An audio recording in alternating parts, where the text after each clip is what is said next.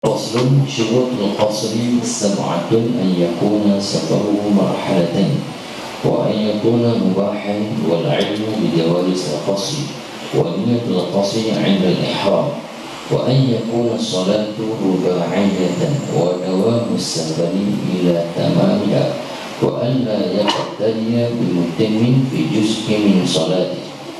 Ini satu pasal bermula syarat-syarat qasar. Ma'ruf qasar iaitu memendekkan sembahyang.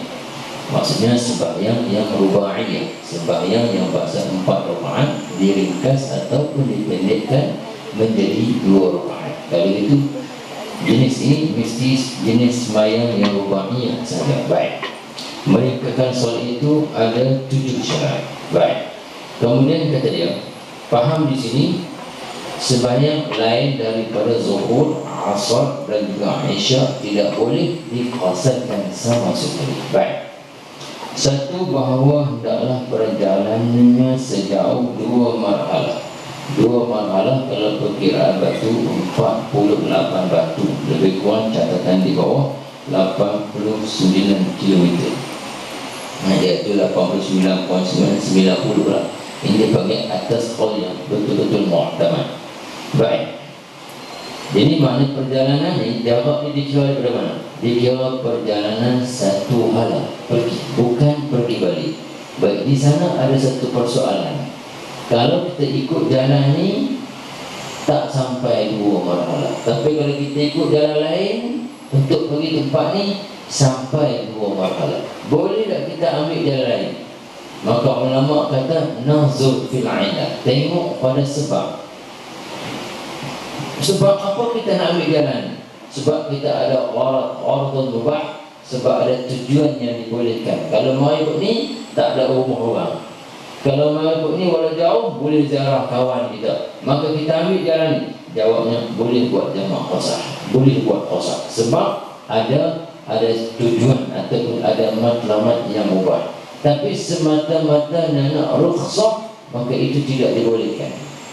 Sebab itu dia panggil yang kedua wa'an yakuna mubahan, yang kedua bahawa hendaklah perjalanannya itu diharuskan. Maksud diharuskan ini tak, perjalanan itu lain daripada maksiat sahaja, dan jangan perjalanan yang haram. Termasuk juga harus perjalanan yang makruh. Makruh. Cuma kita buat misal perjalanan yang makruh ni seperti orang berniaga untuk membeli kain kafan. Sebab orang yang berniaga kain kafan ni dia gembira dalam tangisan manusia. Faham? Dia seronoklah kalau ada orang mati pasal orang beli kain kafan dia. Jadi orang kata musafir tijarah ni, kata sebagian ulama, semata-mata nak dibeli, nak dijual kain kafan ni, dia panggil makruh. Kenapa? Karena kita bergembira dalam tangisan orang. Tetapi walaupun begitu, maka ia tetap dibolehkan. Maka dalam musafir ini dia bahaskan masalah al-asi fis safar bis safar, al-asi bis safar. Perbahasan panjang. Cuma alhasilnya yang dimaksudkan dengan mubah di sini termasuklah musafir yang wajib atau musafir yang sunat atau musafir yang makruh. Yang tidak boleh musafir yang haram saja. Itu saja tidak boleh. Ma'ruflah benda-benda yang haram itu tak dengan orang ya. Baik. Kemudian kata dia, baik, dalam masalah musafir ini juga, satu orang dia nak mulakan musafir dia dengan niat tidak elok. Niat musafir tu musafir yang haram, nak buat maksiat. Tiba-tiba dalam perjalanan maka dia bertaubat. Bila dia bertaubat, boleh tak untuk dia buat jamak qasar? Ulama kata nanzur, kita tengok jarak dia bertaubat dengan jarak nak sampai ke tempat yang dia nak pergi itu, ada 2 marhalah. Kalau ada, maka boleh dia buat qasar. Kalau tak ada, tak boleh. Nampak? Adapun maksiat dalam musafir, bukan dia mulakan musafir itu niat untuk buat maksiat, tetapi maksiat yang diketemukan dalam musafir itu tidak ada manusia yang boleh elakkan. Masalah orang dedahkan auratnya, masalah itu sini, ini dia panggil Sebab tu bila musafir niat dengan elok, benda-benda yang tadi berlaku digugurkan dengan niat kita yang baik dipanggil. Nampak? Hatta orang nak pergi buat umrah, buat haji pun dalam perjalanan akan berlaku juga maksiat-maksiat. Nampak? Itu dia panggil la haula wala quwwata. Bukan kita nak mencari. Yang tidak boleh, dia niat nawaitu nak mulakan musafir itu dengan melakukan maksiat. Itu tidak boleh. Maka dibolehkan semula ketika mana sampai dekat pertengah jalan, sekiranya dia bertaubat. Lepas tu kita tengok jarak daripada tempat dia bertaubat dengan tempat yang dia nak sampai itu ada ataupun tidak dua marhalah. Macam hari ni orang pakai GPS, dia boleh suka berapa jauh nak sampai. Itu kemudahan. Alhamdulillah, sekiranya ada, maka dia boleh buat qasar ataupun jamak. Sekiranya tidak ada, maka tidak boleh jamak ataupun qasar. Baik. Yang seterusnya, kemudian kata dia, mengetahui berkaitan hukum qasar. Dia kena tahu hukum hakam qasar. Maksud dia, qasar ni solat jenis apa, ketika mana dia boleh qasar, dan macam mana dia nak qasar. Dia panggil mengetahui qasar ni, mengerti kaifiat untuk qasar. Nampak? Kalau dia faham qasar ni semua separuh belakang, ya, hampak tinggal dua. Lepas tu baca Fatihah pun separuh, zikir pun separuh, tahiyat pun separuh. Rosak habis sembahyang dia. Maknanya yang ni semua orang ngaji. Nampak tu. Baik. Yang keempat, niat qasar ketika takbiratul ihram. Maka niat qasar mesti berlaku dalam takbiratul ihram. Tadi kita mengaji sembahyang jamak. Sebab tu dak sembahyang boleh buat jamak dan qasar. Boleh buat jamak dan qasar. Cuma dalam bab jamak dah ada niat dalam waktu, ada niat dalam solat. Dalam bab jamak tadi. Adapun dalam qasar, sama ada jamak takdim ataupun jamak takhir, niat qasar hanya boleh dilakukan dalam takbiratul ihram. Andai kata dia tidak niat di situ, walaupun dia nak niat tu, maknanya dia berhenti di RNR tu, tahu dah nak buat jamak, nak buat qasar, tapi bila dia angkat takbir Allahu Akbar, dia tidak niat qasar di situ, maka sembahyang tu menjadi sembahyang tamam. Teruskan. Baik.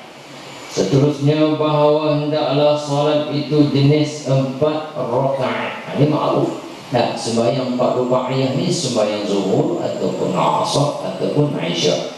Maghrib dan subuh tidak boleh diqasarkan sama sekali. Nampak?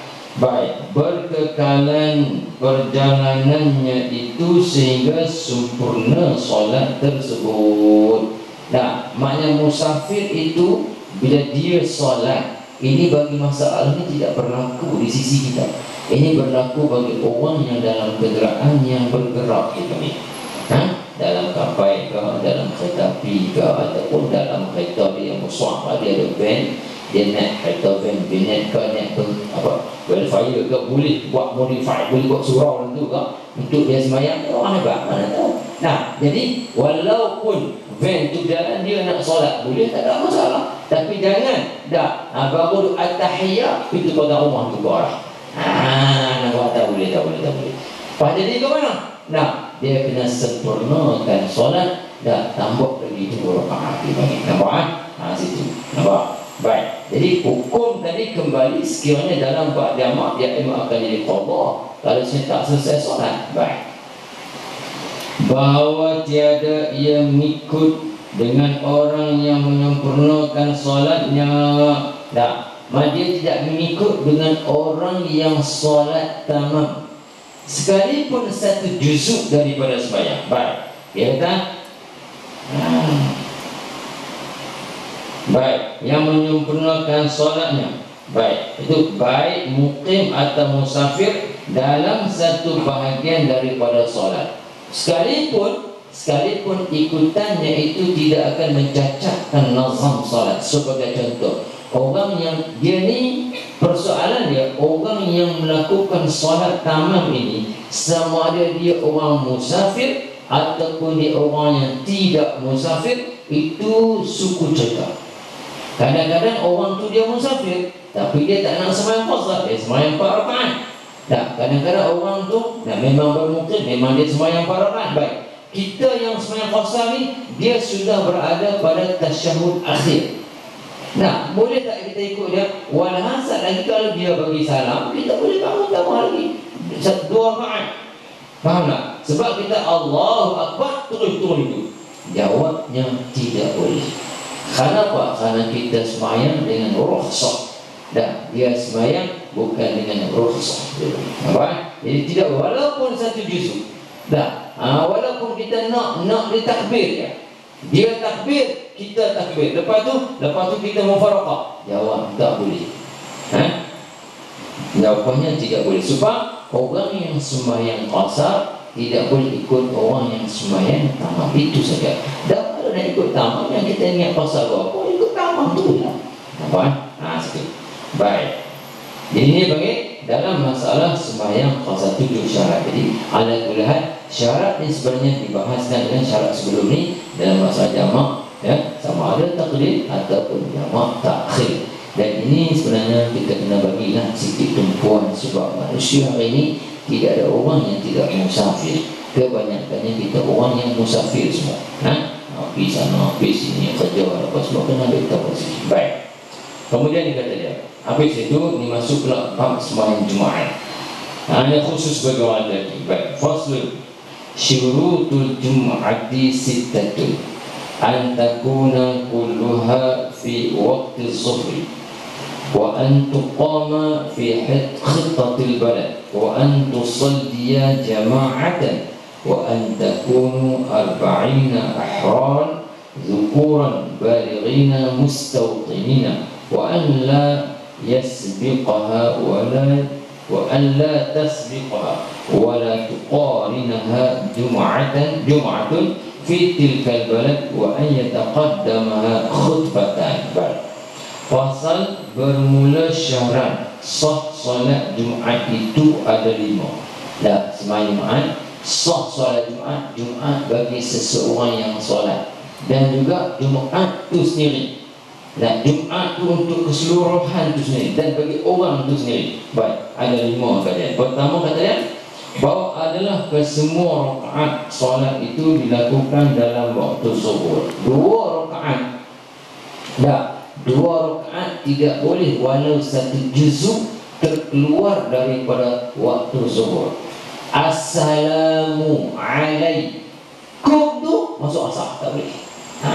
Nampak? Pasal syok tu imam baca panjang khutbah, baiknya khutbah, kum saja. Jawabnya maki Allah boleh semua orang lagi. Nampak? Jadi pendek kata, semua 2 rakaat itu dah termasuk 2 khutbah mesti berlaku dalam waktu zuhur. Sebab tu bila ditanya apakah Jumaat ganti daripada zuhur, tidak. Jumaat adalah solat yang disyariatkan. Itu bukan Jumaat. Jumaat bukanlah solat zuhur yang dipendekkan kepada 2 rakaat, bukan. Jumaat daripada solat yang difardukan mustaqillah. Hari itu dia bagi. Baik. Sebagai dah hari nak juga orang Islam boleh pun seminggu sekali. Nak boleh pun seminggu sekali dia bagi. Baik.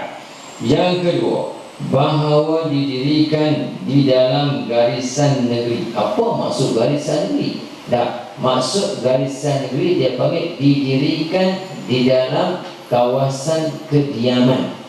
Kawasan kediaman dan yang ada perbatasan.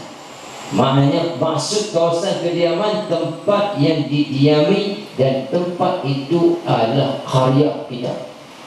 Faham? Sebagai contoh, kita duduk di kediaman, maksud negeri sini bukan macam negara besar tu, tempat yang boleh dibangunkan Jumaat. Jadi sekiranya kita kata dalam kawasan kita ni macam meja tempat usaha. Dan ini kediaman semua. Lepas tu ada istilah zaman dulu dipanggil sur. Sur ni kota yang membatasi daerah. Tiba-tiba kita tinggal di sini, masjid tu suruh buat di sini, kita buat penyumbun. Faham tak? Tak boleh kita ni. Masjid sebagai syiar tempat tu mesti berada dalam kawasan tu. Nampak? Itu maksudnya kata mesti didirikan dalam kawasan daerah ataupun tempat. Adapun tempat yang tiada kediaman itu guna di sana ada tafsir uraian dalam mazhab lain. Sebagai contoh kita kata, dak tempat yang tiada orang diam, hanya orang kerja, tak ada siapa duduk situ, itu perbahasan lain dia panggil. Sebagai contoh, masjid apa dekat airport KLIA ke, faham tak? Itu dia panggil dalam memfatwakan ni, majlis fatwa dia ada rujukan dia. Faham? Sebab kita ni ambil mu'tamad dalam mazhab ini sahaja. Sebab memandangkan kepada sana ada masalah lain. Kita masalah di sini maksud dia tak boleh kita nak dirikan Jumaat di luar daripada tempat kediaman manusia. Sebab Jumaat ini sebagai suatu syiar. Itu maksud kata tak bahawa didirikan ia dalam garisan negerinya. Maksudnya dalam kawasan kediaman penduduk tetap di sesuatu tempat. Maksudnya negeri ini kampung, orok, nak ikut. Baik. Yang ketiga, bahawa dikerjakan solat itu dengan berjamaah. Ini masuk dalam kata pengajian tadi. Sebelum ni dia kata 4 golongan manusia yang kena niat jadi imam. Antaranya di sini. Sebab apa? Sebab Jumaat didirikan dalam bentuk jamaah. Kalau itu imam bagi Jumaat mesti kena niat jamaah. Baik. Keempat, bahawa adalah berjumlah 40 orang lelaki yang merdeka yang semuanya balik lagi mustautin. Baik, ini pula disebut pembahagian orang-orang yang sembahyang Jumaat. Nah, ada manusia yang wajib sembahyang Jumaat dan dikira sebagai ahli Jumaat. Ada manusia yang wajib sembahyang Jumaat tetapi tak dikira sebagai ahli Jumaat. Ada manusia yang tak wajib sembahyang Jumaat dan tak dikira sebagai ahli Jumaat. Yang pertama iaitu orang-orang yang mustautin. Mustautin ini dia panggil orang yang mendiami suatu tempat dan tak akan keluar dari tempat tu, dan untuk tempat tu dia tidak akan pergi ke mana-mana. Seolahnya mati relai dia akan berlaku di situ. Itu dia mustautin, penduduk tempat dan penduduk tetap. Yang kedua, orang yang wajib solat Jumaat tetapi tidak dikira sebagai ahli Jumaat, iaitu orang yang bermukim. Sebagai contoh, ni madrasah kita ni tahfiz Al-Quran, anak-anak yang belajar di sini, walaupun dia mengaji selama 10 tahun di sini, tapi di hati kecil dia masih ada perasaan keinginan untuk balik tinggal di kampung masing-masing. Maka dia masih berstatus sebagai orang yang bermukim, bukan mustautin. Bila sebut kata bermukim, Jumaat wajib tapi dia tidak dikira sebagai ahli Jumaat. Jumaat itu wajib tetapi dia bukan ahli Jumaat. Baik, yang ketiga, orang-orang yang tidak wajib solat Jumaat dan tak dikira ahli Jumaat, tapi sekiranya dia solat Jumaat, maka gugurlah solat zuhur dia. Mana iaitu perempuan-perempuan. Orang perempuan muslimat boleh tak solat Jumaat? Boleh, tapi tak dikira. Tapi kalau dia solat, tak kena yang ada dengan zuhur dalam ada ini. Baik, itu sebagainya. Kemudian yang kata, jadi kita faham di sini apa beza antara muqim dan mustautin. Mustautin penduduk tetap. Istilah kita la yata'anu la saifan wa la syita'an illa lihajati. Mereka tidak akan keluar daripada kampung mereka, tidak keluar musim panas ke musim sejuk, melainkan kerana ada keperluan dan akan balik semula ke situ. Adapun orang yang bermukim, dia pergi ke suatu tempat dan dia duduk di tempat itu lebih daripada 4 hari. Lebih 4 hari, maka dia dikatakan bermukim. Tapi tidak bermustautin. Baik. Yang kelima, bahawa tiada mendahuluinya dan tiada juga menyamainya solat Jumaat yang lain di dalam negeri itu. Ini pada masalah ta'addul Jumaat, berbilang-bilang Jumaat. Apa hukum berbilang-bilang Jumaat? Hukum yang pertama sekali adalah haram. Haram. Dan yang kedua, hukumnya harus boleh. Harus boleh dan boleh membawa kepada wajib ta'addud bila mana masjid yang ada tidak mampu untuk dibesarkan. Dan kalau tak dibesarkan ataupun tak dibuat masjid yang lain, faham? Maka tak ada peluang orang nak sembahyang Jumaat. Maka ketika itu boleh. Maka sebab itu dalam Al-Fatihah ni kembali kepada dia panggil waliul amr. Tu sultan ke pejabat agama ke, bila dia kata ini seorang ni boleh buat Jumaat, faham tak? Atas kuasa autoriti agama bagi, maka ketika itu fatwa itu berjalan. Baik, kalau sekian tidak berlaku begini, cuma kita buat berbilang-bilang Jumaat atas dasar salah faham dalam masalah pertelingkahan politik ke apa semua, kita sendiri nak buat, faham? Maknanya hukumnya macam mana? Baik, tengok. Hukumnya ya emma Jumaat itu berlaku serentak, ya emma Jumaat itu berlaku dulu kemudian, ya emma Jumaat tak tahu siapa dulu, tak tahu siapa kemudian. Baik, kalau berlaku serentak, kedua-dua batal. Faham? Sebab tak boleh ta'addudul Jumaat melainkan sekiranya ada keperluan. Satu. Yang kedua, ulama kata bila ada keperluan mesti kena ada keizinan daripada pemerintah. Kenapa? Keperluan ada. Andai kata tidak dapat keizinan daripada pemerintah, akan mendatangkan fitnah kepada umat. Pokok ni pasal puan tak semayang sini, ni ada masalah puan ni, jadi begitu. Bila diizinkan, kalau macam kita ni majlis agama, diizinkan cukup, selesai. Baik.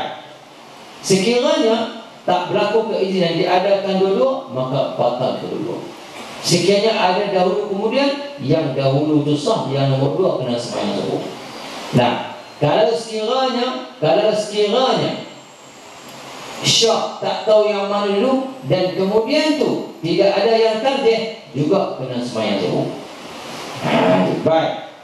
Dahulu kemudian dalam bab Jumaat dikira di mana? Dikira pada roh takbir.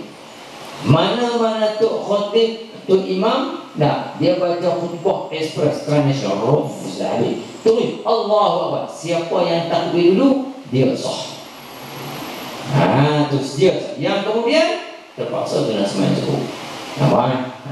Sebab tu dalam Islam dia nak jaga sangat dengan berbagai perpecahan. Baik, itu masalah dia. Kemudian kata dia, yang keenam, bahawa didahului solat itu oleh dua khutbah. Maka khutbah ni berbeza dengan khutbah raya, khutbah istisqa, khutbah al-kusuf. Sebab khutbah Jumaat, khutbah yang didahului daripada solat, mesti kena baca khutbah dulu, barulah lepas tu kita solat. Berbeza dengan khutbah raya. Ala kulli hal, ini dia panggil syarat untuk didirikan solat Jumaat. Kemudian kata dia, faslun arkanul khutbataini khamsatun hamdulillah fihima wassalatu ala nabi sallallahu alaihi wasallam fihima wal wasiyatu bittaqwa fihima wa qira'atu ayatin min al-Qur'an fi ihdahuma wa du'atul mu'mini wal mu'minat fil akhirati. Ini masalah hukum khutbah. Pernah berlaku satu tempat? Untuk satu tempat imam keluar fatwa kena sembahyang subuh. Sebabnya dia ada tua. Tu dia naik atas mimbar, buka-buka beg khutbah, cucu dia main beg tek khutbah tak ada. Tak ada pasal-pasal. Nampak buka mana tak ada. Cucu main-main dia kata. Lepas tu dia suruh orang kena subuh. Tak boleh lah, pergi balik habis lah. Sedangkan khutbah ni dia pun ada hikmah dia. Hanya ini saja. Kita puji Allah Ta'ala, selawat kepada Nabi, wasiat kepada taqwa, bacalah sikit ayat Quran, lepas tu doa. Habis. Tak sampai 10 minit, tak sampai 5 minit. Itu sahaja. Adapun pengisian khutbah itu lain. Itu pengisian khutbah. Tapi sebab tu khutbah ni dia ada sir dia. Bak orang Melayu ke, orang Arab ke, semua ke, mesti kena baca dengan bahasa Arab. Tak boleh terima. Rukun sahaja. Ini kata rukun khutbah itu 5. Bermula rukun 2 khutbah itu ada 5. Pertama, memuji Allah dalam keduanya. Dalam khutbah pertama, khutbah kedua mesti kena mula dengan Alhamdulillah. Kita semangat macam mana tu, naik atas mimbar tak boleh takbir, Allahu Akbar tak boleh. Adapun kita bahasa syur, tengok dengan kesucian Dah hebatnya Allah Ta'ala, subhanallah pun tak boleh. Dah terkejut nak marah sini ada accident, qala haula wala, tak boleh. Start naik atas mimbar kena mula dengan alhamdulillah. Sebab apa kita mula dengan alhamdulillah? Maka di sana ada satu falsafah yang jauh. Sebab seolahnya Tok Khatib nak mengajak semua hadirin itu, dia tak payah kita kena puji Allah Ta'ala di atas nikmat yang Allah Ta'ala bagi kepada kita. Nah, kena puji Allah Ta'ala sebab ini satu nikmat yang besar. Baik, yang kedua itu berselawat ke atas Nabi SAW dalam keduanya. Besar kecil Nabi kita sampai khutbah Jumaat antara rukun selawat kepada Nabi kita Muhammad SAW. Nah, itu. Sebab itulah kita kata alhamdulillah boleh guna apa dua lafaz. Dah hamdan lillah, alhamdulillah, ahmadukallah. Dah sama ada jumlah keumar dengan ismiyah ke jumlah fi'liyah ke tak jawab. Nampak? Baik. Yang ketiga berpesan dengan takwa di dalam keduanya. Mas'al wasiyatu bittaqwa, ittaqullah, usikum wa iyaya bittaqwallah. Ayuhal hadirun ittaqullah, itu saja. Maksudnya bertakwa kepada Allah. Apa maksud bertakwa kepada Allah? Nah, maksud bertakwa kepada Allah ni supaya hidup kita ni ada ikatan dengan Allah. Bahasa gerun. Dan yang diterjemahkan sebagai intisal awamir wajtinabun nawahi. Ini perasaan di hati kita ni gerun dengan Allah, perasaan di hati kita sayang dengan Allah. Maka terjemahan gerun, terjemahan sayang ini dikatakan al-khawf war-raja dalam bab tasawuf ini. Nampak? Jadi orang yang bertakwa, kalimah ni ada dalam jiwa dia. Maka sebab itulah nak tak nak khutbah Jumaat sebagai suatu tazkirah yang wajib mingguan. Kita nak pergi, kita kena pergi. Kita tak mau pergi pun kita kena dengar juga. Nah, sebab apa? Ini tazkirah mingguan yang wajib, walaupun hanya dibacakan teks saja. Baik. Yang keempat, membaca satu ayat daripada Al-Quran di dalam salah satu keduanya, ya imma khutbah yang pertama ataupun khutbah yang kedua. Maksudnya kita baca Al-Quran. Jadi dalam ibarat begitu mesti membaca ayatun mufhimatun, baca ayat yang memberi faham walaupun sedikit. Nah, kalau kita baca ayat Quran yang tak memberi faham, qulhu, apa dia? Faham tak? Tak boleh. Mesti ayat yang memberi. Sebab apa dikatakan begini? Ulama kata di antara falsafah kenapa kerana khutbah Jumaat kena baca ayat Quran, kerana nak suruh teks ucapan kita ni ada nas tempat kita berpegang. Hari ini kita cakap wa'tasimu bihablillahi jami'a wa la tafarraqu sebagai itu ila akhir. Maknanya Tok Khatib huraikan apa yang dia baca. Seolah-olahnya apa yang disampaikan oleh Tok Khatib ini bukan cakap sebarang-sebarang. Dia ada tempat sandaran, tempat nas dia. Maka sebab itulah wajib dibacakan ayat Al-Quran. Baik.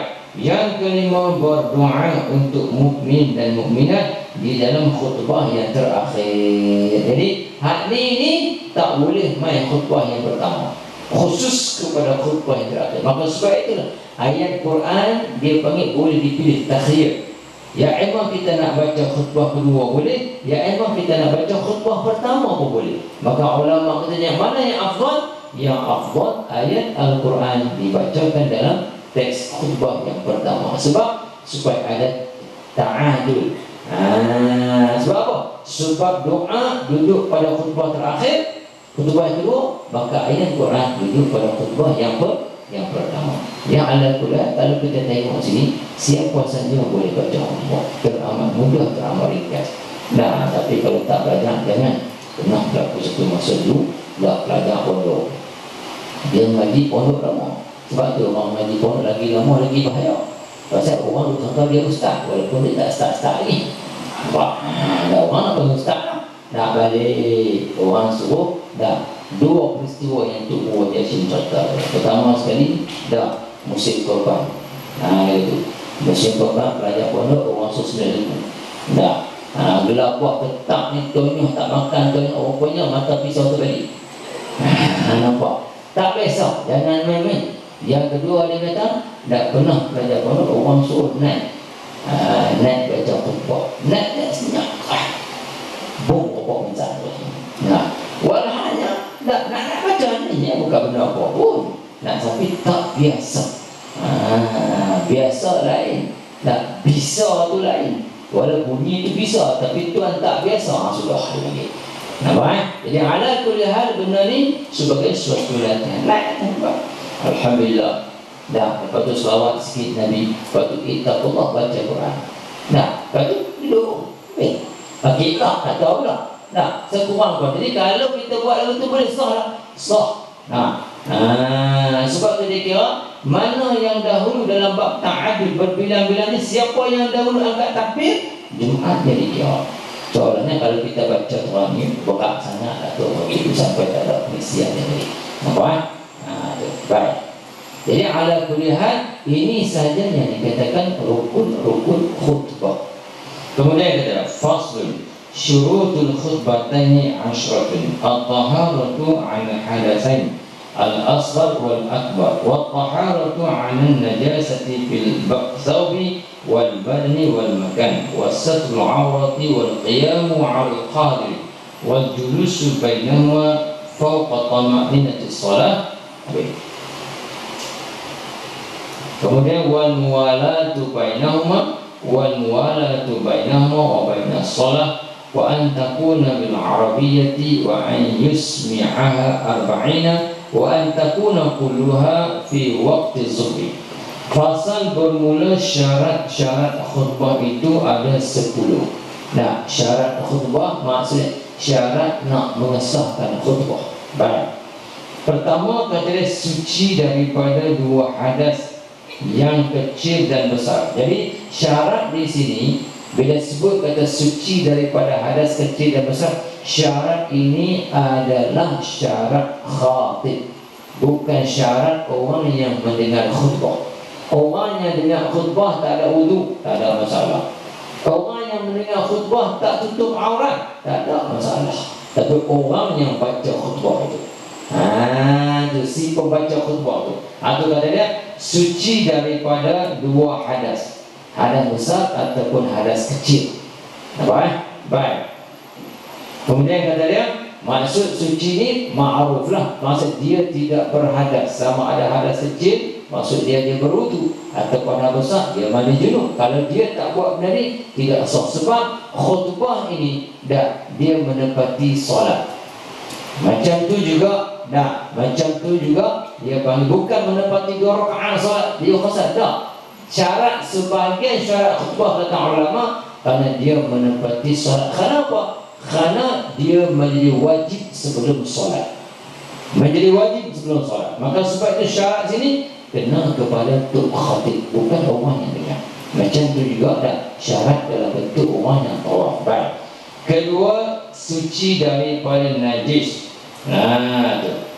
Suci itu baik pada baju, badan dan tempat. Mana suci ni sama ada pada benda yang ditandung, pakaian dia. Baik. Badan dia sendiri. Baik, dan tempat. Biasanya berlaku kadang-kadang tu khatib tak perasan. Di mana kena ingat kalau ada yang jadi khatib, masalah kadang-kadang najis tercicak dulu atas kursi. Ataupun di sekitar mimbar tu. Jangan dia naik baca khutbah dia pijak. Nampak? Jadi bila dia kata nak turun puasa bulan, tengok ada teks. Habis pula kena ulang balik buat khutbah tu. Jadi hak ni dia pun kena ihtiyat, kena cermat.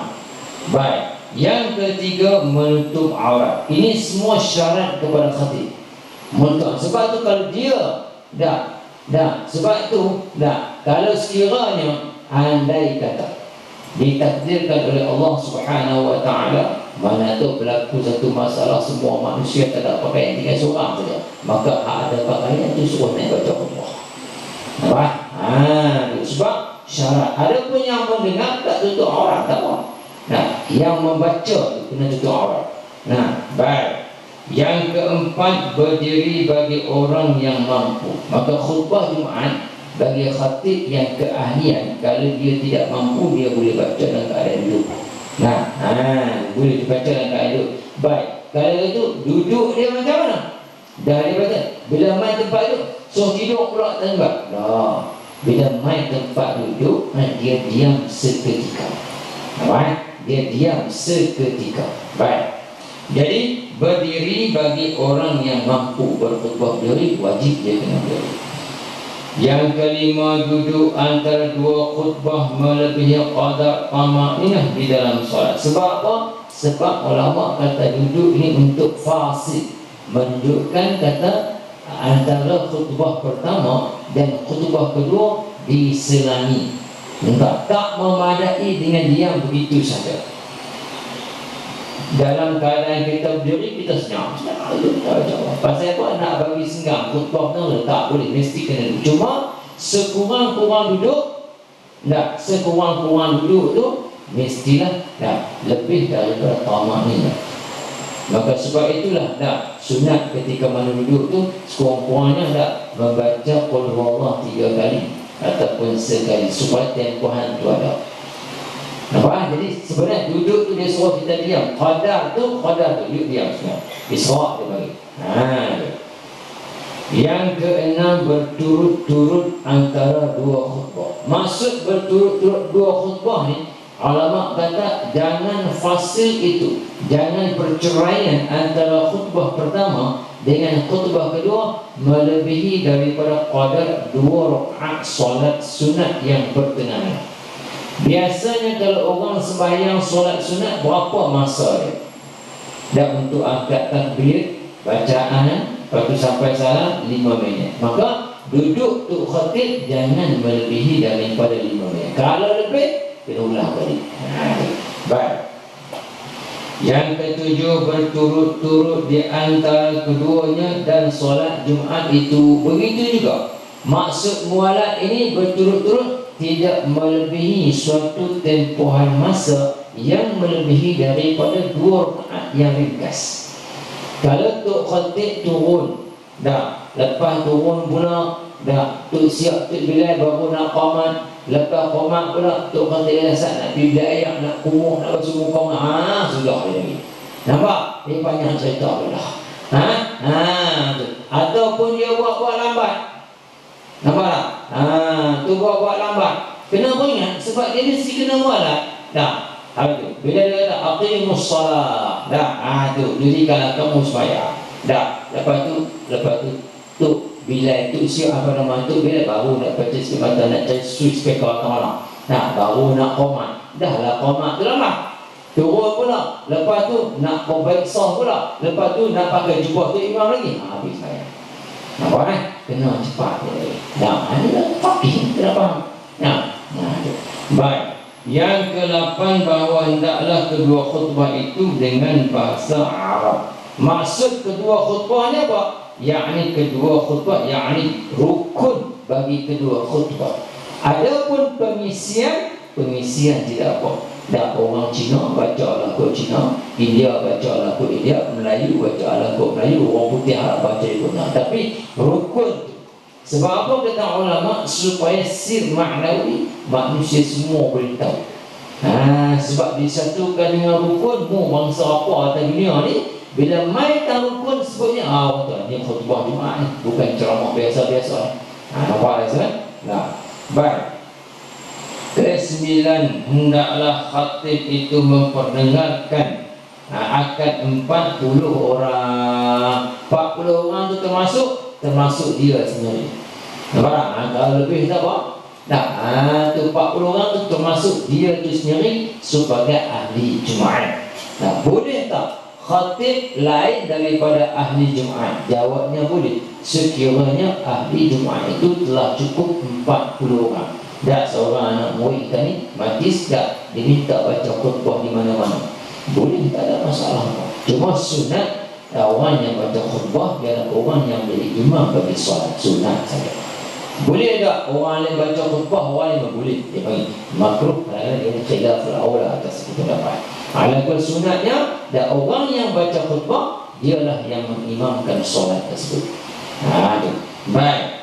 Jadi mana nak 40 orang. Sebab tu dalam masalah bilangan Jumaat ini Tak, mazhab kita menetapkan 40 orang. Bilangan ni berbeza yang sangat banyak. Dan 7-8 kaum tentang masalah. Ala kuliah, ambil yang tepat 40 orang sebagai ahli Jumaat. Yang ke-10 bahawa adalah kesemua rakaat solat itu dikerjakan dalam waktu zuhur. Semua rakaat maksudnya semua semayang sampai hukum mim itu berlaku dalam waktu zuhur. Nah, habis. Kemudian kata dia, jadi habislah ini masuk bab lain pula, masalah berlaku kematian. Faslun allazi yalzamu lil mayyiti arba'u khisal ghasluhu wa takfinuhu wa salatu alaihi wa dafnu. Bermula sesuatu yang wajib bagi mayat itu ada 4 perkara. Pertama, memandikannya. Kedua, mengkafankannya. Ketiga, menyembahyangkannya. Keempat, menanamkannya. Nah, jadi soal kematian ini kita semua dah wakil jalur dia bagi. Tak nak bawa pendapat, tak mau bawa tu kita dapat. Nah, waktu bila wallahu a'lam. Dan dia kata 4 ni dia panggil wajib ke atas yang hidup kepada. Sebab tu dia kata allazi yalzamu lil majdi. Yalzamu kata siapa? Yalzamu atas orang yang hidup kepada si mati. Nampak? Baik, siapa yang wajib? Tuntutan pertama yang wajib bagi yang mengetahui kematian. Tak nak siapa tahu, dia tahu. Maka fardu kifayah itu bertukar kata dia saja. Tuntutan kata dia. Nah, tu kalau orang lain tahu, kita tak masalah apa. Baik. Pertama kata dia memandikannya. Dah, mayat mesti dimandikan. Kerana apa? Kerana masuk waktu sembahyang bagi mayat ini bila? Waktu sembahyang bagi mayat ialah waktu dia setelah dimandikan. Sampai setelah dia dimandikan, masuklah waktu walaupun dia belum dikafankan. Maka di sini kena ingat, andai kata orang beritahu telefon pada kita berlaku kematian di mana-mana yang kita tak sempat hadir jenazah, tiba-tiba kita nak solat gaib kata dia. Pastikan kena tanya dulu. Nak mandi pukul berapa? Selesai mandi pukul berapa? Pukul 10. Pukul 10 selesai mandi, maka kita boleh solat. Walaupun di sana belum disolatkan lagi, walaupun di sana belum dikafankan lagi. Sebab masuknya waktu solat jenazah dengan selesainya mandi. Anda faham? Itu bukan masuknya waktu solat jenazah dengan berlaku kematian, bukan itu. Apa? Bila selesainya mandi, barulah masuk waktu solat. Baik, yang kedua, mengkafankannya. Mengkafankan dia. Ini semua hukum dia panggil bagi bukan syahid. Dan syahid dunia dan akhirat. Bagi hukum syahid itu lain. Dia panggil syahid ma'arafah itu lain hukum dia. Baik. Yang ketiga, menyembahyangkannya. Yang keempat, menanam. Jadi semuanya akan dibahaskan di sini. Kemudian kita faslun aqallul ghusli ta'mimu badanihi bil ma' wa akmaluhu an yaghsila saw'atayn wa an yuzila al-qadra min anfihi wa an yuwaddi'ahu wa an yudallika badanahu bisidri wa an yusabba al-ma'i wa yusabba al-ma'a 'alaihi thalatha. Baik, fasal. Bermula sekurang-kurang memandikan mayat itu ialah meratakan badannya dengan air. Itu paling kurang. Paling kurang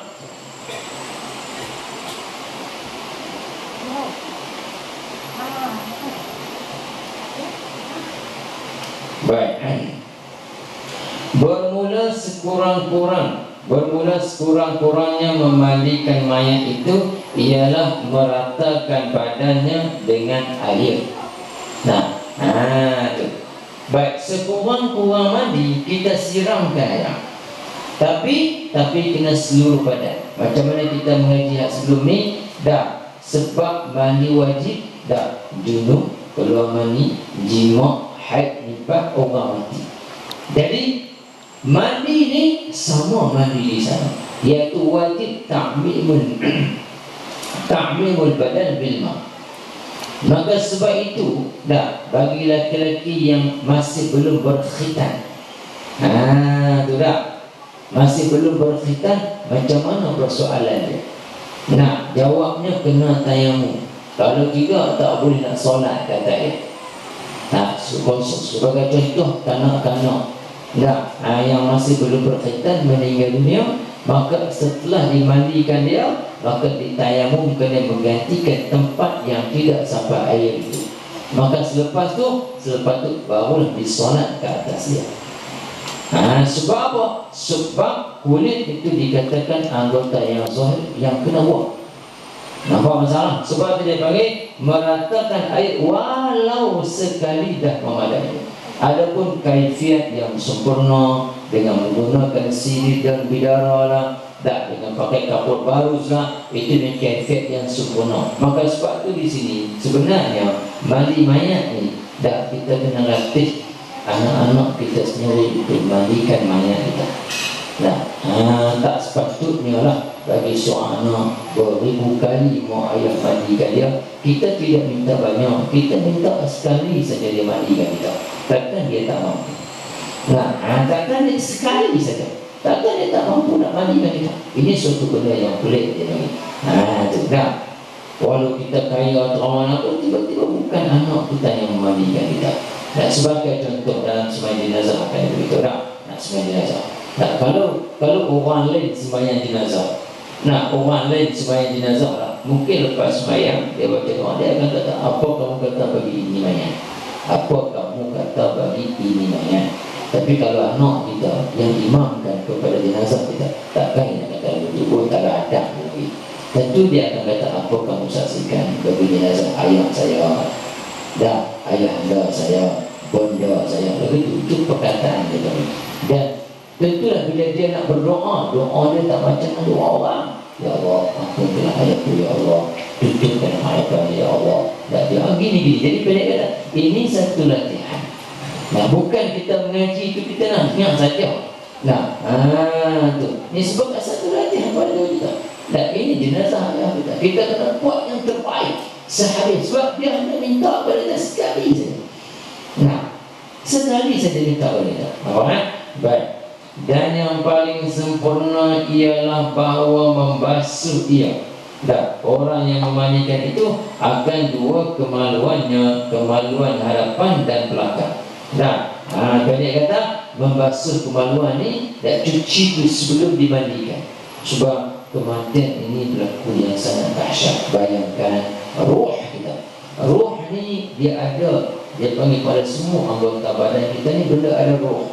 Yang mana semua roh letak pada roh ya Allah. Roh al-hayat. Dan sebab tu rambut kita dia boleh panjang, kuku kita boleh panjang, janggut kita boleh panjang. Pasal di situ ada roh. Jadi semua roh ni nak dikeluarkan. Bayangkan ribut taufan tu macam mana. Sebab tu kadang-kadang manusia mati ni tak sampai terkecil, sampai terberak. Sakit sakaratul maut ni, azabnya dia. Dia kata, sebab tu dia kata sebelum kita mandikan dia dulu, cuci dulu tempat-tempat kemaluan dia bagi bersih. Cuci bagi bersih semua, barulah mandi. Baik. Bahawa menghilangkan ia akan kotoran daripada hidungnya. Mana-mana kotoran daripada hidung, daripada kelopak mata kita buang, cuci telinga-telinga, hujung-hujung kuku, bagi bersih. Soalnya ia satu penghantaran nak kembali kepada Allah Subhanahu wa ta'ala. Mesti kita ta'azimkan. Baik. Bahawa mewudukan ia akan dia. Jadi sini dia panggil satu timbul benda sunat tetapi wajib kita niat. Mandi mayat wajib tapi tak perlu kepada niat. Niat hanya sunat. Bila kita siram tu, saja aku mandi ke atas jenazah ibuku, habis sunat katanya. Saja aku mandi ke atas jenazah ayahku, habis itu sunat. Baik. Wuduk kepada mayat itu hukumnya sunat, tetapi niat wuduk itu wajib. Sebab tu bila masuk niat, bila mana kita basuh muka mata biasa, saja aku berwuduk bagi ini mayat ayahku kerana Allah subhanahu wa ta'ala. Itu saja, tak banyak mana pun. Baik. Tapi dengan kata mati takut, macam kita tak mati. kita mati lah. Baik, bahawa menggosok ia akan badannya dengan daun bidara. Tak, kita gosok dengan daun bidara. Biasanya kalau tempat saya di Hadramaut pun dia ada daun bidara yang dijual. Daun bidara kering yang di mesin macam seruk kuning. Kita masuklah ya, kita kocok tu. Sebab dia ada lendiran dia. Dia kejap dan teruk juga. Baik, dan bahawa menuang, yang menjurus ia akan air ke atasnya dengan 3 kali apa ya? Ternyata bila kita cuci, sebenarnya mandi-mandinya ada 9 kali kita boleh tayangkan. Nah, pendek kata setelah dicuci segala kekotoran di badan, dah bahagian kepala hadapan, kepala belakang semua digosok semua, cuci mata, hidung, telinga, mulut. Dah sampai tak disunatkan bersuci kalau ada kayu suci. Dah segala wujud tu habis semua. Baik, digosok dengan air daun bidara. Dah dia kata mandi yang 9 itu satu. Last sekali dah disiram juga dengan setengah persen dengan air yang dicampur dengan sedikit kafur. Nah, habis tu. Ini mudah sama. Ala kuliah bila selesai ni dah diangkat. Sebab tu orang yang mandi jenazah ni disunatkan kepada dia mandi pula setelah dia tu mandikan jenazah. Disunat kalau lepas tu dia sendiri mandi pula. Maka sebab tu orang yang memandikan jenazah, orang yang memegang segala amanah bagi mayat, dia tak boleh cerita keburukan mayat, tak boleh. Faham? Tak boleh. Baik. Faslun aqallul kafani sabun ya'amuhu wa akmaluhu lirrajuli salasu lafaifa wa lilmar'ati qamisun wa khimarun wa izarun wa lifafatan. Fasal bermula, sekurang-kurangnya kain kafan itu pakaian yang menutupi seluruh tubuh mayat. Sekurang-kurang kain kafan ni pakaian yang menutupi walaupun selai. Tu hakul mayit dibagi. Tu hak Allah, tutup pusat dan lutut antara cukup. Tapi hak mayat walaupun selai hak dia kena berikan. Baik. Tetapi bagi laki-laki yang eloknya kata dia, dan yang paling sempurna bagi lelaki itu ialah 3 lapis kain kafan. 3 lapis kain kafan bagi lelaki. Baik. Dan bagi perempuan pula ialah baju kurung. Satu. Yang kedua kerudung. Kerudung ni tudung. Di bahasa kita dia panggil khimar, tudung, telekuk. Baik. Dan juga kain sarung 3. Baju kurung dia qamis, baju labuk, kain tudung dan kain sarung. Lepas tu dan 2 lapis kain kafan. Habis. Jadi dia panggil 5 lapisan. Ala kulli hal laku satu cerita. Ini cerita dah. Jadi satu orang tu orang kaya ditawan, masya-Allah. Kaya ini amat luar biasa. Tapi bila dia sampai dekat nak mati, dia panggil anak dia, dia wasiat. Dia kata ni susu ni yang kalau dia mati, ayah nak minta apa sakit dia. Satu benda apa? Dia kata dalam laci ni, almari tu ada laci. Bahasa kita tengok apa? Laci tu ada sepasang stokin murah, stokin cukup berubah. Jadi kalau ayah mati, dulu ambillah stokin tu bagi pakai ayah. Itu saja. Sebab dalam stokin ada sentimental sikit. Ayah minta sangat-sangat. Kalau ayah mati, tolong ambil stokin tu pakai. Maka abang yang suruh tak apa. Setelah satu tempohan, ketiga ayah itu mati. Bila ayah mati, bagilah orang naik kisah mayat atau semua sekali. Bagi mandi buat semua. Bila mayat tangkapan, dia beritahu kata imam. Si anak yang sulung, abang ni beritahu kata imam. Dia kata imam, ayah pesan kalau dia mati, dia suruh pakai stokin. Imam, mana boleh orang mati pakai stokin? Imam kata saya duduk kapan orang mati lama lah. Bablah tak ada lagi orang mati boleh pakai stokin. Kata oleh abang dia ni, tapi tu imam ini wasiat ayah. Wasiat kena tunai. Wasiat tapi mati tak boleh pakai stokin. Kena kapan dengan kain kapan. Maka berlaku kecoh. Kok ni kau ni nak, kau ni tak boleh. Akhirnya orang kata dia ada lawyer. Dia ada lawyer. Dah rujuk balik lawyer tadi.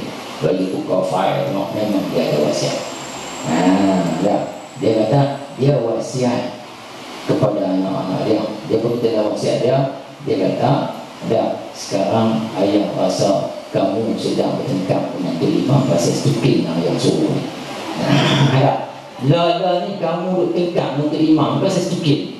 Sebenarnya bukan pasal stupid yang ayah nak. Cuma ayah nak beritahu, ayah tinggal serta banyak, tinggal duit banyak, semua ayah tinggal. Tapi bila ayah mati, ustaz kata sepasang stupid buruk pun ayah tak boleh pakai. Itu buat dia nak buat itu ya. Pengajaran yang berguna bagi anak setelah kematian. Ayah dia nak beritahu, dia kata ayah tak beritahu kepada kamu, sekarang ayah dah mati, ayah tinggal harta, duit dalam bank 2 juta, semua tu ayah tinggal.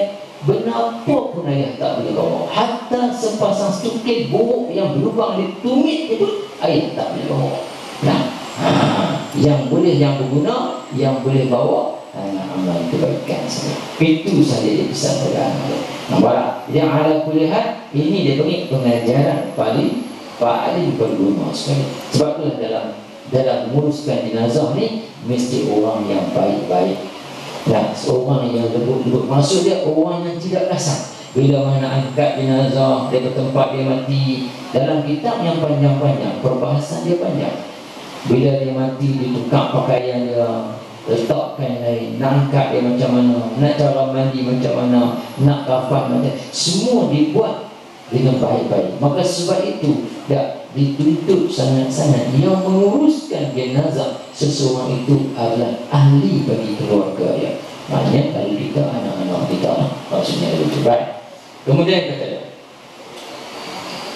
faslun arkanu salatil janazati sab'atun. Al-awwalu hidupah an-niyatu, as-sani arba'un takbiratin, as-salisu al-qiyamu al-qadir, al-rabi'u qira'atul fatihati, al-khamisu as-salatu ala nabi sallallahu alaihi wasallam ba'da thaniyati, as-salisu ad-du'a'ul mayyit ba'da salisati, as-sabi'u as-salam. Bermula rukun-rukun solat jenazah itu ada 7 perkara. Pertama niat. Dan apa yang ada dalam niat? Dalam niat mesti kena ada usalli. Dan usalli kena taklidkan ini mayat. Lepas tu kena sebut fardiyah. Dan saja kusman atas ini mayat. Laki-laki perempuan tak wajib. Nampak tak?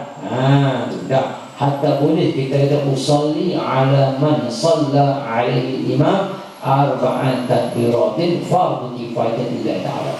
Saja aku sembahyang di atas mereka yang disembahyangkan oleh imam. 4 takbir fardu kifayah kerana udah sahih. Walaupun kita tak tentukan lelaki ataupun perempuan. Baik. Sebab bila kita kata usalli ala hadzal mayyit, dan ini mayat itu dengan isyarat itu telah menentukan sama dia lelaki ataupun dia perempuan. Baik. Yang kedua, melakukan 4 takbir. Yang ketiga, berdiri bagi orang yang mampu. Yang keempat, membaca Fatihah. Baik, Fatihah ini dia boleh dibaca di mana-mana takbir. Takbir pertama boleh, takbir kedua boleh, takbir ketiga boleh, takbir keempat boleh. Tapi kalau dia baca mana-mana takbir, maka tertentu di situ tempat lain tak boleh masukkan. Andai kata dia nak baca takbir kedua sebelum dia berselawat boleh. Tapi kalau dia baca situ dah tak ada habis, dia nak baca apa nak pindah pergi yang ketiga, jawabnya tak boleh. Di mana-mana takbir yang dibacakan Fatihah, maka ditentukan takbir itu untuk Fatihah. Baik. Yang kelima, berselawat ke atas Nabi SAW selepas takbir yang kedua. Ini tertentu. Nak pindah ke selawat takbir pertama tak boleh, takbir ketiga pun tak boleh. Baik. Yang keenam, berdoa untuk mayat selepas takbir yang ketiga. Berdoa, baik, Allah maghfir lahu warhamhu, cukup. Ya, itu paling Allah maghfir lahu, ya Allah ampunkanlah bagi dia. Nampak? Yang ketujuh, mengucap salam. Assalamualaikum kanan, assalamualaikum kiri. Baik. Sikit lagi ni. Kemudian ada faslun aqallu dafni hafratun taqtumur raihatu wa tahrusu minas siba' wa akmaluhu qamatun wa bastatun wa yudau khaddahu 'ala turab wa yajibu tawjihuhu ila al-qiblati. Kata dia, fasal bermula sekurang-kurang menanam mayat itu ialah membuat satu lubang yang boleh menutupi baunya dan memeliharanya daripada binatang buas. Dah, pendek kata, mayat mesti disimpan di dalam tanah. Nampak? Kalau kita buat tembok di atas ikat bata pun jawabnya tak boleh haram. Nah, mesti dalam tanah. Lain kalau sudah diikat bata buat tembok, dimasukkan tanah dalam tu dan dijadikan makbarah, itu boleh. Kalau kita nak buat petak saja khas untuk dia, buh di atas, jawabnya tak boleh. Mesti dia panggil dah hufrah, satu lubang. Sekadar mana? Andai kata kita tanam dia, tidak ada izak bagi yang hidup, tidak ada menyakiti bagi yang hidup, di sudut bau yang keluar. Nampak? Itu bau yang keluar tu tak boleh menyakiti. Baik. Yang seterusnya, andai kata ada binatang buas yang membokarkan kuburan, maka dia tak mampu nak gali. Situ. Baik. Kemudian kata dia, dan lubang yang paling sempurna ialah setinggi badan, berdiri dengan tangan tegak ke atas. Orang yang pertengahan sesempurna lubang ni, dan dia berdiri, dia angkat tangan. Tinggi ni. Tu. Kalau tu orang pertengahan 5 kaki setengah. Kalau 6 kaki ni kau orang tu tinggi tu. Nah, jadi bila dia berdiri, dia angkat tangan pula. Ada panggil qamah wa bastah. Itu tinggi tu dia panggil tinggi yang pertengahan yang sesuai. Tu. Baik. Kemudian katanya, mengikut ukuran orang yang sederhana tingginya dan letak pipinya ke atas tanah dan wajib menghadapkan wajahnya ke arah kiblat. Pipi tu kita buka kain ikat. Betul orang yang ikat kain kapal dia kena pandai. Dibuka, letakkan tanah tu di tempat. Sebab tu bila tambahan sikit lah. Bila ada kematian sunat, kita ambil tanah, kita tempat, kita baca inna anzalna 3 kali. Inna anzalna fi al-qad. Kemudian tu kita baca minha khalaqnakum. Daripada ini kamu dikatakan wa fiha nu'idukum, dan pada tanah kamu dikembalikan. Sebab benda tu akan dizikir kepada si mayat, mendatangkan syafaat. Nampak? Jadi bila kata kita gempa-gempa tu, letak buka pipi, tak. Kalau makan sebab apa? Sebab supaya memudahkan proses proses penghancuran mayat. Situ. Jadi bila kata buat begitu. Baik. Seterusnya wajib kita menghadapkan dia ke kiblat.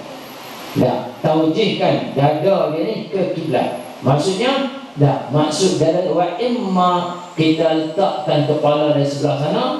Kalau kiblat sebelah sini, dia imma kepala sebelah sini ataupun sebelah sini. Tapi sunat kepala sebelah sini. Macam orang buat tu lah dia bagi. Macam orang buat. Jadi ala kulli itu dipanggil yang dibuat pada banyak bila mana kita tanam.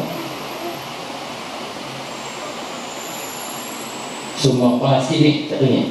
Faslun yunabbashu mayyitu li arba'i khisal lil ghusli idza lam yataghayyar wa li tawjihi ila al-qiblati wa lil mali idza dufina ma'ahu wa lil mar'ati idza dufina janinuha ma'aha wa amkanat hayatu. Fasal katanya harus dikorek semula mayat itu kerana 4 perkara. Pertama, untuk dimandikan apabila jasadnya belum berubah. Tiba-tiba seorang mayat kita pergi tanam, dengan tak dimandi, wajib dikorek keluar balik, mandi balik, baru sembahyang. Andai kata ditanam dengan tak dimandi di sembahyang, maka sembahyang itu tidak sah. Sebab masuknya waktu sembahyang setelah dimandikan mayat tersebut. Kemudian kata dia, yang kedua, untuk dihadapkan ke arah kiblat. Andai kata orang yang mengkemudikan tidak pada letak lagi tu, bagi tidur menghadap ke atas. Tu wajib digali semula. Baik, yang ketiga untuk mendapatkan harta apabila dia ditanam bersamanya. Maka kalau orang yang tanam mayatnya serta dia tukar jam tanam dia itu uang kabul semua, dah boleh ambil balik. Ataupun harta mayat itu sendiri. Nah, rupi tanam rumah ya boleh ambil balik. Pasal dia dah tak memiliki apa-apa. Nah, macam zaman dulu lah. Kalau orang cerita dah dekat Cina tu, dah cerita orang kulit mayat ni, dia berlaku dalam sejarah Islam. Satu orang ulama Imam Qurtubi. Nah, orang kata Imam Qurtubi ini dia karang tafsir setelah dia mati. Orang nak karang, orang nak karang kitab Qurtubi tidak ada istilah baik, dia karang tafsir Qurtubi setelah dia mati. Nah, ketika mana dia ni pengsan. Nah, dia pengsan orang yang kan dia dah mati. Maka berlakulah tajhizul mayit, orang besok muka mandi kapan pitanam. Pitanam takdir Allah Ta'ala, dia hidup, dia sedang balik, dia pengsan. Sebab tu kalau orang yang kena gigit patut ular ni kena bayar. Tak, kadang-kadang dia pengsan. Jadi bila dia pengsan, dia nak buat apa? Ya Allah, gelapnya tubuh tak nak cerita. Nah, maka dia pun bernazar. Tu dia bernazar, andai kata Allah Ta'ala bebaskan dia daripada kegelapan kubur. Sebab dia tak mati, dia masih hidup. Dia sedang balik. Pasal mungkin bila masuk dalam tanahnya sifat dia panas. Bila panas mungkin sel-sel dia tu yang pengsan sat tu dia jadi berfungsi balik. Nah, dia pun bernazar sekiranya Allah Ta'ala lepaskan dia daripada kesengsaraan kubur sebab dia belum mati. Dia kata dia nak buat tafsir yang mana sebelum dia belum pernah orang buat tafsir macam dia, dan selepas dia pun orang tak akan mampu lawan tafsir dia. Jadi dalam keadaan menderita, tiba-tiba mainlah zaman dulu ada pencuri lusus dia tadi. Pencuri kain kapan. Maka kawan ni korek sampai ke imam tu, dia pegang tu, coba yang 14 tu, tak curi dah. Nah, topak dah tak curi. Wah, kawan ni tak mati. Dia pengsan dah. Maka dia pun nak ucap terima kasih. Pasal tak ambil dah apa ni. Tak curi dah. Akhirnya kawan ni selamatkan Imam Qurtubi. Maka Imam Qurtubi alam tafsir. Sebab tu tafsir Imam Qurtubi kalau menceritakan alam kubur, tafsir dia yang paling hebat sekali. Pasal dia dah masuk dalam lubang tu. Dan di situlah dia menceritakan kawan yang tukang curi ni akhirnya dia anak mulia. Dan dia lah menceritakan pengalaman dia curi kain kapan orang. Lama dia buat kerja tu. Dia buat kerja curi kain kapan. Zaman dulu kain kapan pun ada. Kau zaman orang susah. Dia cerita mayat begitu, mayat ni macam-macam hal berlaku. Jadi halal pula boleh hukum di sini kita gali balik mayat tu. Baik. Seterusnya kata, dan kerana perempuan mengandung apabila bayinya ditanam bersamanya dan kemungkinan hidupnya si bayi itu, ini zaman dulu lah. Ada kata perempuan tengah mengandung dia mati, mungkin anak dia tak mati. Bila ditanam, andai kata pengesahan oleh doktor atau oleh apa kata dia ni ditanam boleh jadi hidup lagi, maka wajib digali semula. Wajib digali semula. Jangan berlaku cerita macam saya mengaji di Tarim. Dia keluar dalam sahabat, dukhuluha hayyan wa khurujuha maytan. Satu sahabat pula, dia ni perempuan ni masuk hospital hidup, keluar sebagai mayat. Mana buat macam ajar je. Jadi dia orang Badui ni Arab Badui. Lepas tu masuk mengandung, doktor kata baby dalam perut mati. Tak ada cek macam mana, dia kata baby mati. Bila baby mati, dia kata tak boleh keluar melainkan dengan buat pembedahan amaliyah. Jadi kena sign. Tu lelaki sign lah. Sebab apa? Nak keluar baby tak boleh. Betul. Maka sign. Buatlah pembedahan. Bila buat pembedahan, anak hidup mak tu mati lah. Tak ada apa sebab saya lagi. Terbaliknya ni. Jadi ala kulli hadis ni dalam masa sekiranya andai kata kes ni berlaku. Sebab tu dalam kes ni berlaku, andai kata janin itu didapati dia hidup, maka boleh dibongkarkan dikeluarkan balik. Maka sebab itu kalau perempuan mengandung, bila dia mati dan nak meraihkan dia atau meraihkan anak, jawabnya meraihkan dia. Maksudnya dah biasanya anak tu dia menghadap, dah dia menghadap ke sini.